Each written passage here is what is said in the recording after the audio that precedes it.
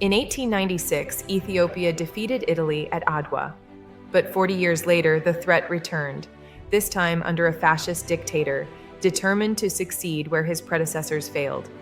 This is the story of Ethiopia's second great victory and the triumphant return of Haile Selassie. In 1935, Mussolini launched a brutal invasion of Ethiopia. Italian forces, equipped with tanks, bombers, and poison gas, attacked a nation still fighting with rifles and spears. But Ethiopia did not retreat. Emperor Haile Selassie, known as the Lion of Judah, mobilized his armies and stood beside his people. Once again, a European empire would learn that Ethiopia would not die quietly.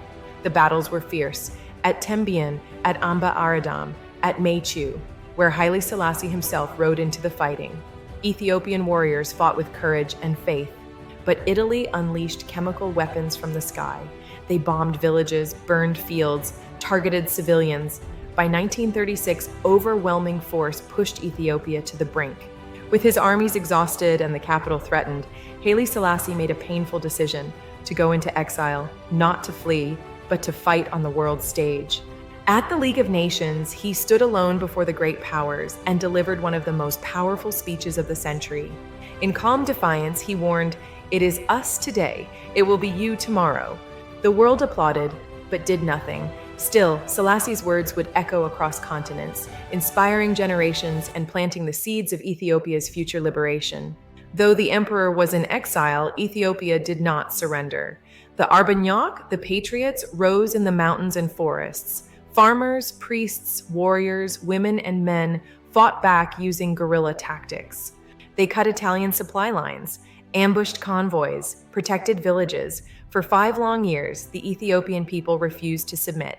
They kept the flame of resistance alive, waiting for the lion to return. When World War II erupted, the balance shifted. British and African allied forces struck Italian positions across East Africa, and leading them was Haile Selassie. After 5 years in exile, the emperor crossed back into Ethiopia at the head of a liberation army, welcomed by roaring crowds and warriors who had never given up hope. As they advanced, Italian strongholds fell one by one. The final blow came at Gondar. Italy's occupation shattered. Ethiopia was free again. On May 5, 1941, exactly 5 years after his exile, Haile Selassie triumphantly returned to Addis Ababa. A nation that had refused to kneel now rose to celebrate. Ethiopia had once again defeated a European empire. It remained one of the few nations on earth to free itself from occupation through both resistance and war. Haile Selassie's return became a symbol of hope, unity, and the unbreakable Ethiopian spirit. This is the story of Ethiopia's second victory over Italy, a testament to courage, resilience, and faith. A reminder that even in the darkest hour, the light of freedom can rise again. This is the legacy of Haile Selassie. This is Ethiopia, and this is greatness.